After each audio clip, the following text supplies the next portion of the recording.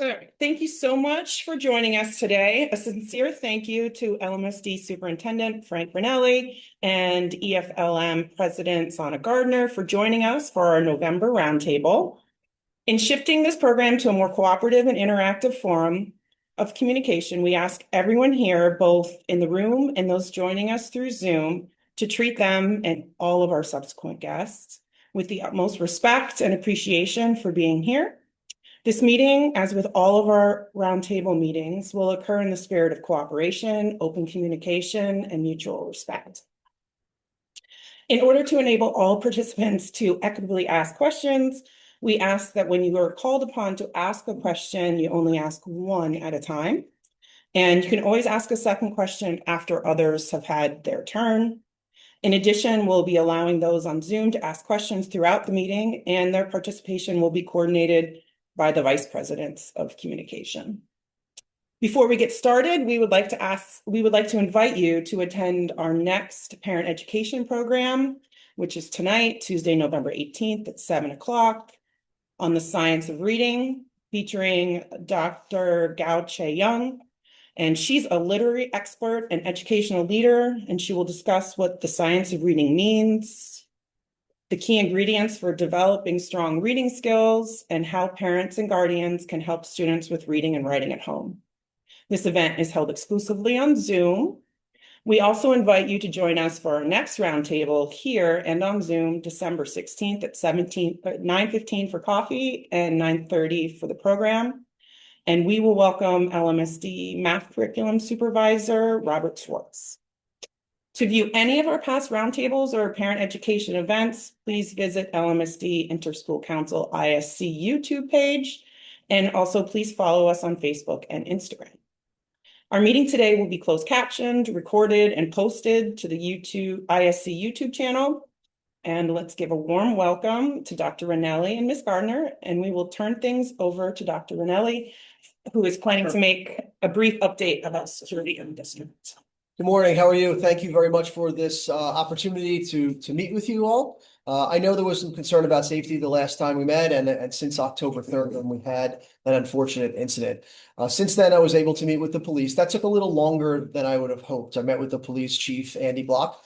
We had a really good couple-hour conversation and straightened some things out that I thought were straightened out on paper over the summer when I got here and looked at everything, but mainly around communication. Directly to me or a designee like Megan Schaefer or anything like that from him, or his designee if he's not in the district. He's not in the district at that point. So we did that. We straightened out things. I changed some protocols, and not a ton, because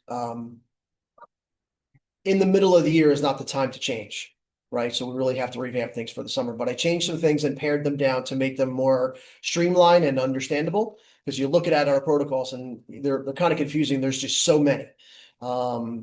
And we really, some of them kind of overlapped and didn't really need to be that way. So I was able to deliver those changes recently to the principals. I have a principals meeting tomorrow in this room, which will flush out everything all the questions that they have. So after that meeting, their charge is to deliver these things and the new protocols to their staff, and then start to activate the drills with the students. So if you have kids in the schools, we have to have one of the lockdown drills before 90 days. So if the school didn't have it before October 3rd, you'll know that it's going to happen. Additionally, information will go home with the protocols, along with some things that you can do to help at home and talking to your kids about safety and drills and protocols and things like that. Also, after we have one of these drills, you'll receive a notification home. All right. So the two types of drills, a lockdown and a lockout. You'll understand what they are when the protocols come home. You'll receive verbiage from us coming home via email that we had a drill. It was just a drill. With the lockdowns, as we begin, because of what happened on October 3rd, we're going to announce them to the kids that this first one is a drill. Want to make sure everybody knows where they're going. We will increase begin probably in most schools, our drills during lunch, recess, hall passing, things like that, to make sure kids have an understanding of where to go at that point. And then we're going to get moving, really overhaul whatever we have to with the police for the summertime. But I think we put in place really good protocols that make sense, are streamlined, and are easy for kids to follow and staff to follow. Okay. Thank you. Thank you. Thank you.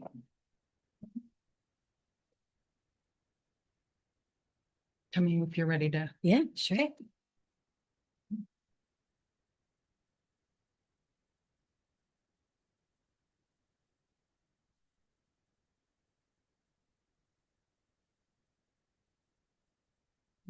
Okay.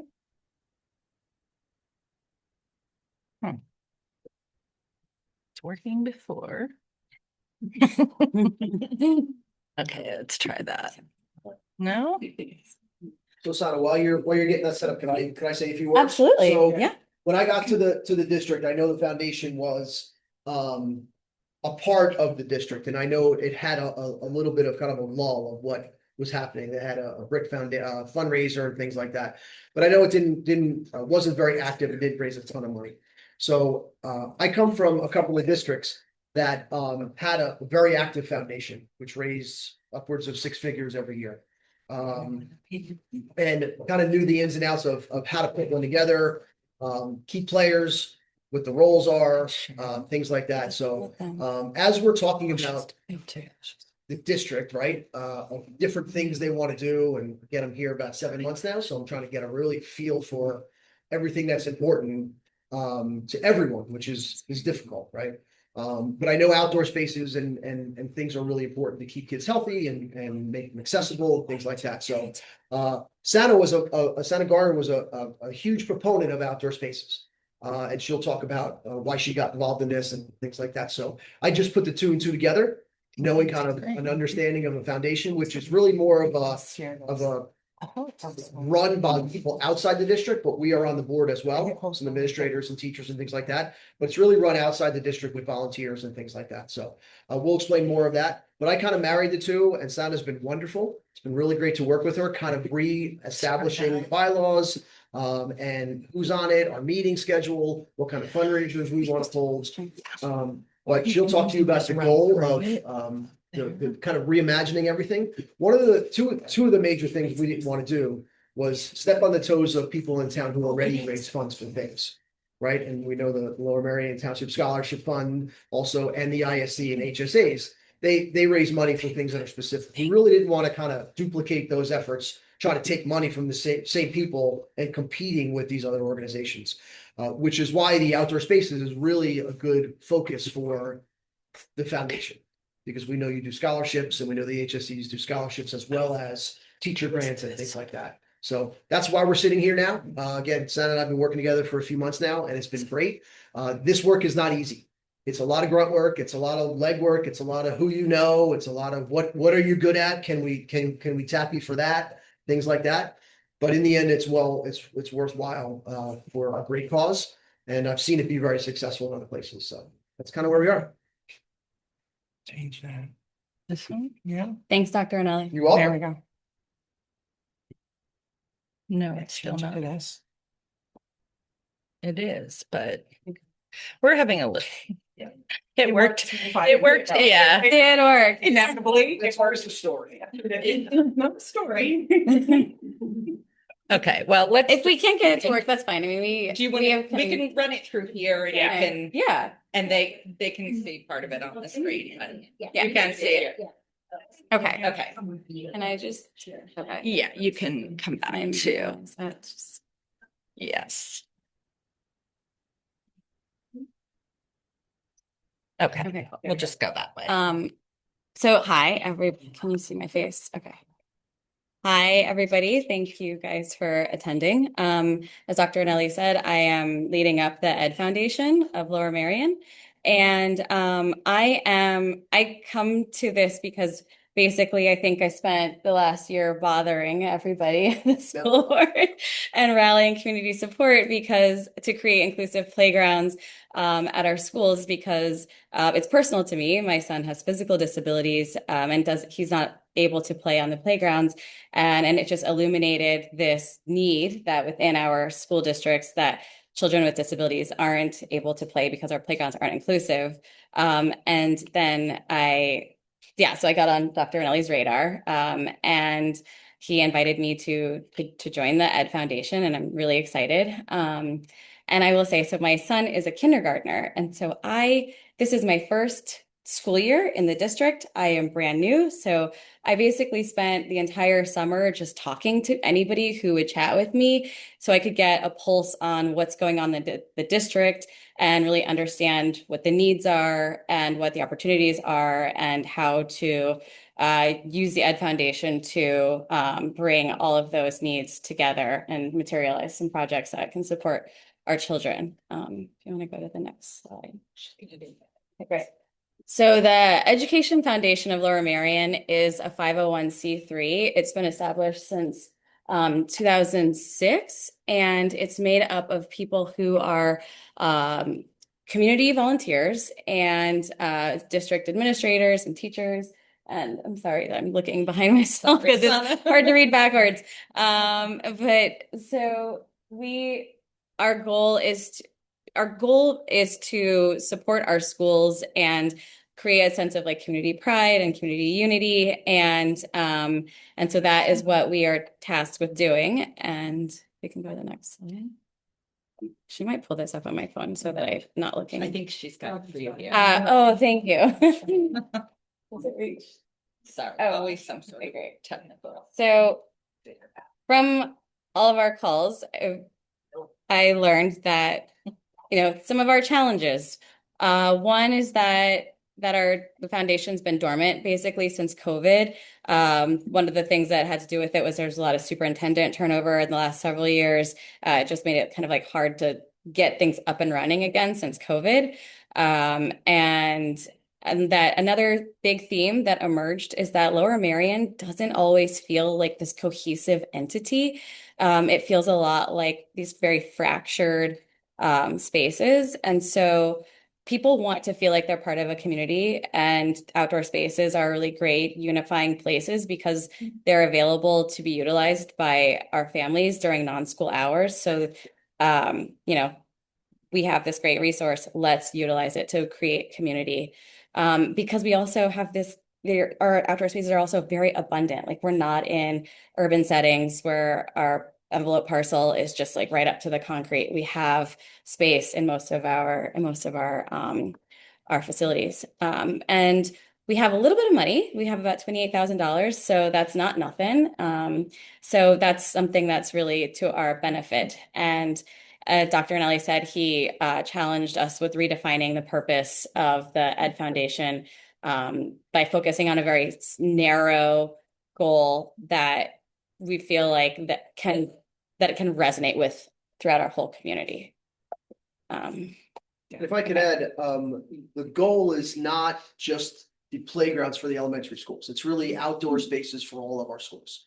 It might be an outdoor stage for the high school, might be, something like that. So it's really not just confined to the, excuse me, in the elementary schools. So I just want to make that clear. So this is an outdoor space for the district, or outdoor spaces for the district, and not just an elementary project or something like that. Yeah.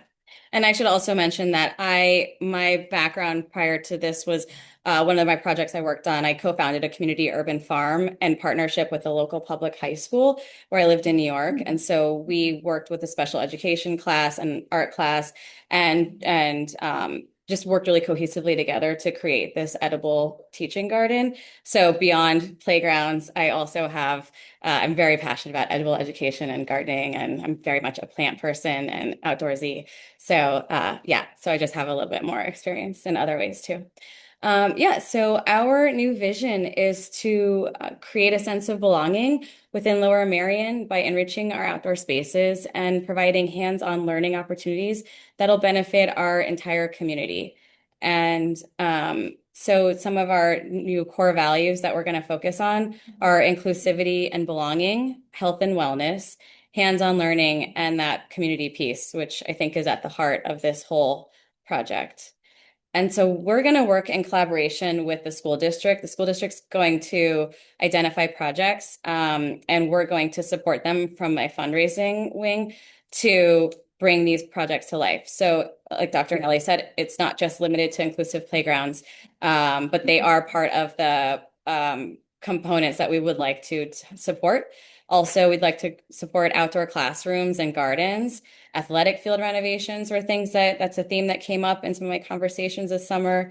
Outdoor performance space, like the one that the Sean Hughes Memorial Performance Space that's being fundraised for, and other small scale enhancements like shade, adding shade to our spaces, adding seating, we've got a lot of grass, and that's not really the best ecologically. So, there are things that we can do. And I recognize that some of these projects are, really big ticket items, and some of them can be much smaller. And so we can support the district from a different levels of projects too. But to do this, we need to build a strong board. A lot of the people who are on our board that are phasing out. And so another thing that came up in my conversations this summer is that the Education Foundation didn't always feel so equitable. It used to feel like it was more slanted towards the high schoolers. And so in a similar way to the way the ISC is, where there's representation from all the HSAs, I think it's really important that we have representation from all of our schools on the Ed Foundation so that it can be reflective and representative of our entire school community. So we are looking for parents with school-aged kids to be on the board. And one of the things I'm doing is I'm going around to the HSA meetings and cold emailing basically any organization that will talk to me, and asking friends and anybody to connect us. We're also going to be connecting with the principals to help to identify some key stakeholders within their schools who are going to who have shown interest in like outdoor spaces, because we're all aware that as parents, our kids filter through the schools, but if our teachers are real stakeholders in that, they're going to be the ones who are going to be there year after year, who are going to maintain the sustainability of our project so that they don't just wither once engaged parents go from elementary to middle of high school and beyond. And so another thing is that we want to involve our entire community.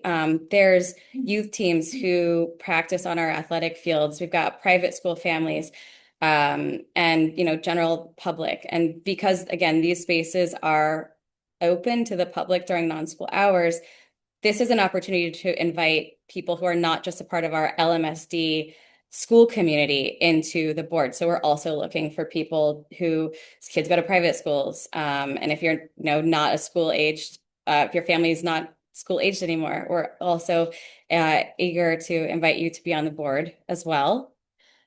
And so we're going to be doing a lot of fundraising because we have some very expensive projects.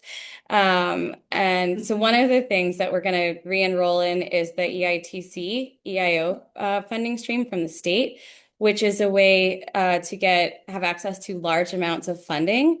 The EIO funding is, we have to reapply for it. And so it's something that we're going to do. But basically, businesses can reallocate their state taxes to this program, and you can get between a 75 and a 90% tax break. And so that's a win-win for businesses. And it's also a really great opportunity for the Ed Foundation. We also want to hire a foundation grant writer because we understand that there are grants, and we want to have a diverse portfolio of like fundraising opportunities. And grant writers, they have these great networks, and so we want to bring them on for that, and also grant writing support. We also have had this very successful campaign in the past, the BRIC fundraiser. And so basically the Ed Foundation presents the opportunity for graduating high school senior parents to buy bricks to honor their families, their students. And since we are supporting outdoor spaces, I think it could be a really great idea to roll that out to all of our schools and sell bricks. And apparently it's like a very lucrative fundraiser. Well, it's very heavy. It is a good moneymaker. So I want to continue that and expand it. And I also would really love to host some events that are, I really want to focus on fun, because that's how we all enjoy being together. And so maybe concerts, maybe athletic events, fairs. I just want to think in a really kind of innovative way about like how do we want to have fundraisers and bring people together and maybe be a little bit unconventional about it. So any awesome party or event you went to, tell me or tell anybody on the foundation, because we want to maybe replicate some of that. Some of our key partnerships that we want to continue and develop our partnership with ISC. We support ISC's grants, and we're going to continue to do that. We also want to partner with other local Lower Merion organizations, such as Lower Merion Conservancy, and anything that's focused on being outside, getting kids healthy, anything that's sort of relevant to this new vision. And there was something really amazing that happened at Merion Elementary that I think if we can find those community partnerships, it would be beautiful. The Baldwin School's Botanical Club came and did a module at Merion Elementary, and that's this really cool like private public partnership that I think just again like pulls our community into our outdoor spaces. And I believe they worked on like native pollinator gardens. So like that's awesome. Like we can do that. We have space to do that in other facilities. We also, again, like I said, we want to encourage businesses to reallocate their EITC funds. And we also we want to connect with individuals and families who might be interested in putting their name on some high profile projects. And I know that it's out there, so I just have to say it. Yeah, that we're looking for it. And so let us know if you guys would like to do that. There's lots of ways to get involved.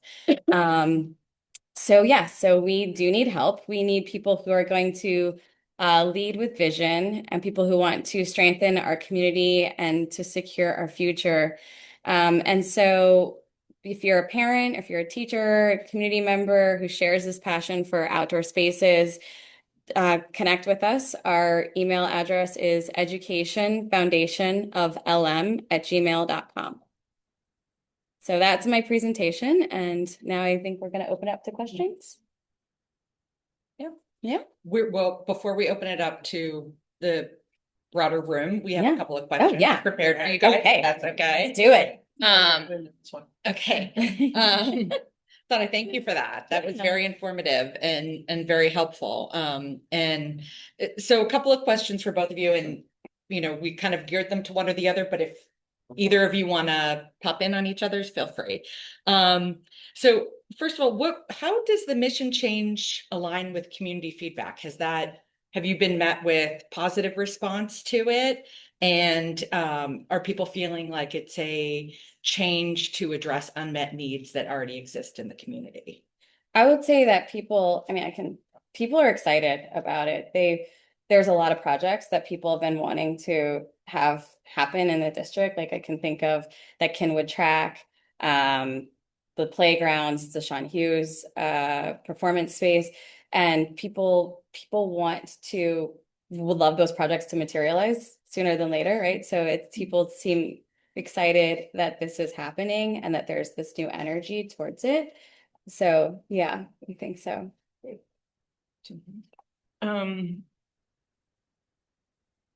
So as far as kind of the fundraising goals, are there timelines or any specific phases that you're looking at, or is it just, wide open at this point? Right.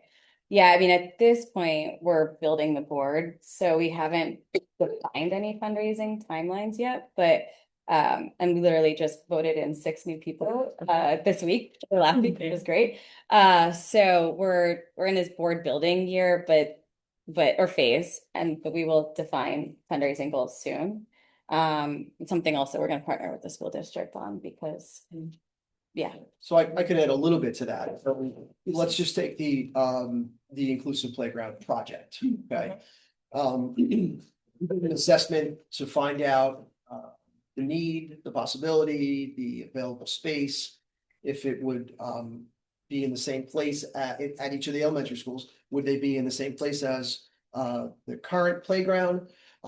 Couple of schools have 2 playgrounds. Where does it go? Things like that. So, and we got an assessment, and we got an estimated price of like $11 million. There's no way we expect the foundation to raise $11 million. I mean, That's great. I do.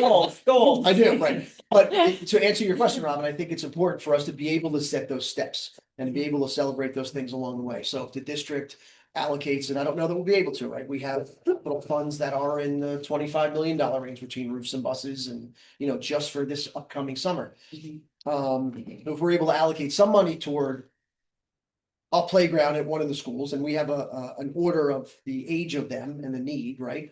Then the foundation hopefully could help us in those areas. So you talk about a timeline, that would be coincide with some timeline that, and I want to make no mistake, this is a fundraising effort. We want to do some fun things. We want to make sure, but this is about making money to improve the district with things that are kind of outside the budget area, things that we can do. I know we have a large budget, but all the money's being spent on our kids and the capital improvements. All of our buildings need roofs and, outside things and, the HVAC units and things like that. So they're really expensive to run and to maintain. So, but when you talk about a timeline, as they come up, that's kind of the timeline. How does the improving of the playgrounds and outdoor spaces fit into the district's broader educational priorities? Yeah, so there's a lot of research, and I don't have it in memorized, but about the health and wellness of students just being able to be outside and play, not on screens, things like that. When they get home, if they live around an elementary school, to be able to go out and play and be able to do all the things that they can with friends or family members and not be limited. Inclusive or not, and I know we're talking about inclusive, and it's really, really important to us. Some of our playgrounds are 25 years old. They need to be replaced anyway, right? So we'll do that responsibly with inclusive playgrounds, but it absolutely fits into our goal of SEL and wellness. And when kids are again, some of the research I don't have memorized, but the kids are well exercised or get outside enough, they prove to be better students and better attentive on other places.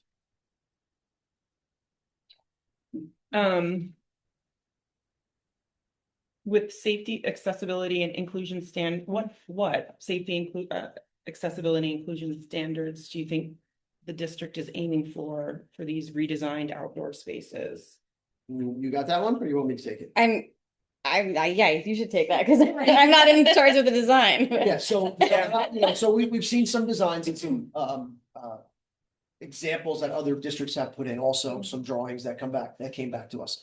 They include really most importantly is the surface. A lot of the playgrounds now are made of mulch, the surface playgrounds, right? Are mulch or rubber mulch or things like that. The surface is really important to be flat so wheelchairs can go on it, so people who need accessible walkways can do that.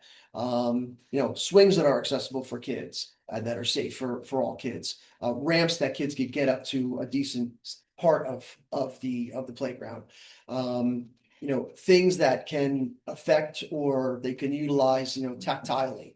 If that's the limit, right? So things like that, and all the safety things, I mean, they're in that you talk about the safety. So the safety is all built into the regulations that we would have to do according to the state and with the guidelines of the inclusive playground.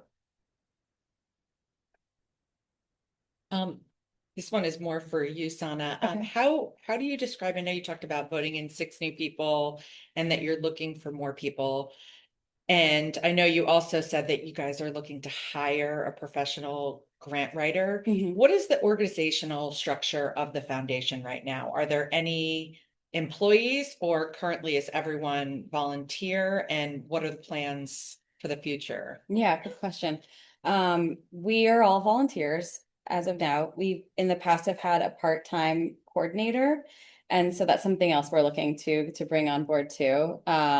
Just someone to do kind of like the admin work. It's not a lot, but we need somebody to do that. And also to hire a part-time grant writer on an as-needed basis.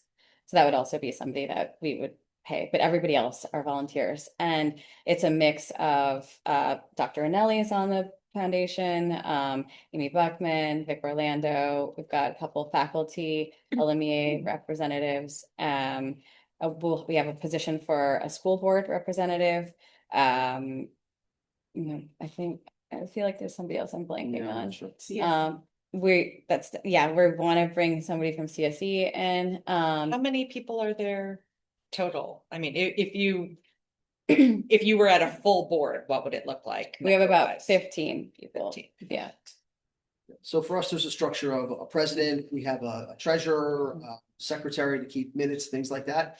It's important to note that when we're speaking about any kind of money that we're fundraising, it's really dangerous if we don't do it the right way, right? We need to make sure that it's accounted for, public, things like that. And again, this isn't inside the district. This is a function outside the district that supports the district. But for everybody on the board's protection, it really has to be done the right way. So that'll be part of it as well as admin duties. And then I guess how do the funds that will be raised, how are they going to be prioritized across the schools in general? Want to take that? Yeah, I was gonna say, because that's a district Yeah. question. So really, it's gonna be a board decision of not the Board of Education, Yeah. the board of the foundation. So the district will present the things that they need in order that they think they need them based on research and data and things like that. And the board will vote to spend the money on specific things that we have or to donate the money to the school for a specific project, things like that. So again, I'll talk about, we have some playgrounds that are older and in worse shape. We would suggest that a playground that get done first. If the foundation wanted to raise, let's just say they had $50,000 and they wanted to put some bench seating here at the high school for the Show Memorial Foundation, because we don't know how much they're going to be able to do when they start. That'll be something that the board of the foundation votes on. And again, we're part of that. We'll have our opinions, but we're only going to be one vote. It's not something that I'll drive.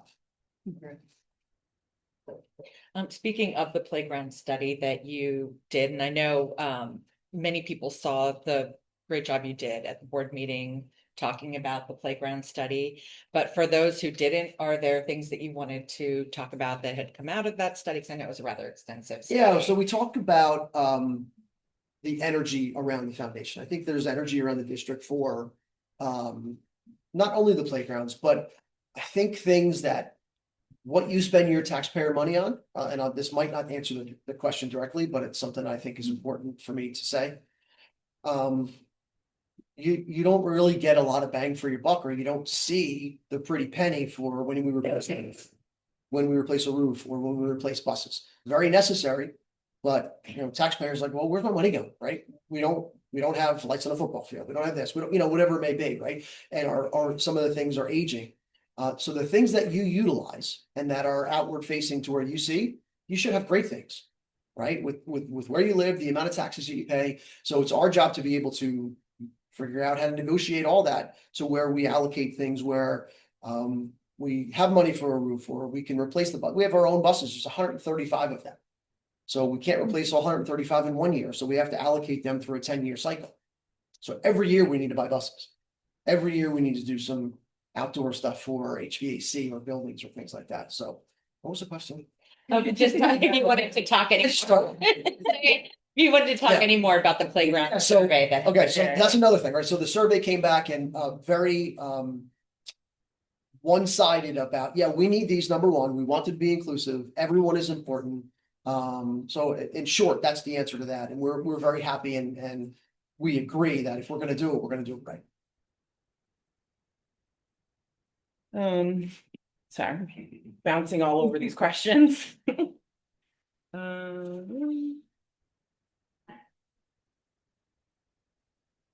I guess, what challenges do you foresee with financial, logistic, or community-related engagements going forward? Well, I think there is a strong sense of like donor fatigue in Lower Merion.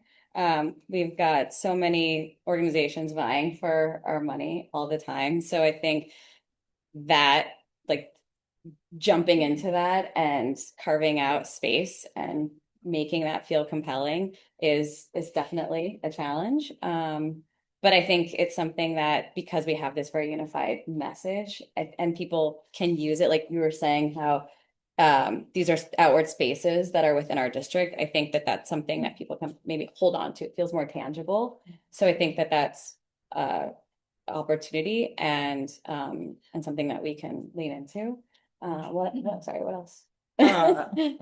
I guess I have part of an answer. Yeah. Okay. So, Okay. CJ talked about challenges, right? Yeah. Me having experience on foundations, one that was not as successful just because of the challenges that I'll let you know. One that was really successful because they overcame that. The challenge will be, and Sana has she hit on a challenge where we're not just going to go ask people for money. We probably will, but that's going to be the hard part, right? The harder part for me is to put on those events that are fun where people don't necessarily care if they're spending money because they're fun, right? Those events and the details to make sure they come off are the challenge. The details, they absolutely, to have the right people on the board who have different skills to be able to do something like that. We had one fundraising event that raised $85,000. The details in planning that were incredible.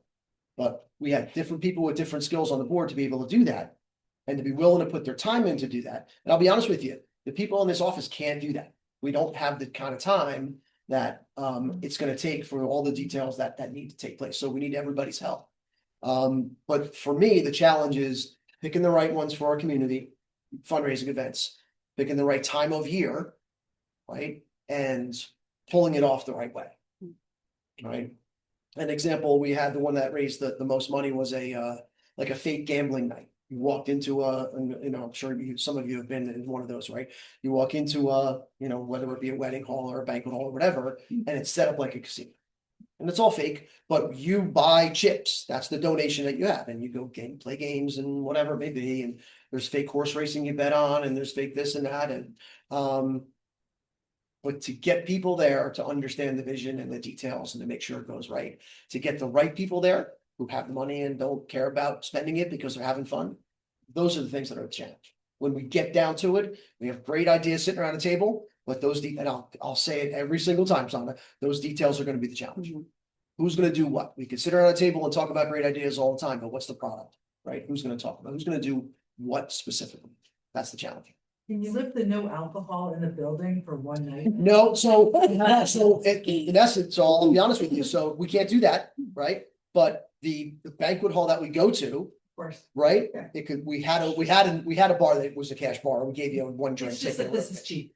You don't have to rent. I get the it. space here Yeah, for this. I get it, but I'm not going to cross that line. Yeah. At least not on tape. At least not on tape, right? At least not as recorded. Come on. Stop captioning it. I'm so sorry. I should have just held up a. Yeah, you should've. But so those types of things are part of it, right? Can we get a venue to, donate it Tuesday night or give it at half price or whatever it may be, right? It's and in that case, it's definitely who you know. Because there was somebody on the board who, oh, I know that guy who owns it. I'll take care of it. Well, those types of things. This is what it's all about. So that's the challenge for me, anyway. Yeah, I would agree. Part of this also, and I don't know if it's going to be one of your questions, right? We're talking about healthy kids, right? Why can't we go to the hospitals in the area? Why can't we go to, all the other things in the area? So that promoter, that are doctors and physicians of all different types, right? But again, me knocking on a door, cold calling isn't going to get anywhere. Somebody on the board who knows somebody who could start that discussion is going to be a big deal, right? So these are the volunteers or the people. You don't have to volunteer to be on the board per se and to give all that time, but you can email Sana or myself and say, I have an idea that I have an in and I'd like to help. And you don't have to be on the board to be able to do that, to make an introduction. Yeah, I want to add to what you just said about that. So there are committees within the Ed Foundation, and you don't have to be on the board to be part of the committee. And we do have a fundraising committee. We have event committee too. So you can participate at that level and not commit to a full board member term. So yeah. So while you have this captive audience, Yes. so aside from if you have an idea and reaching out to you, joining a committee, what are ways that you're hoping to reach out to different groups in the community and also different parents? Like, what can parents do to spread the message and help you in your efforts?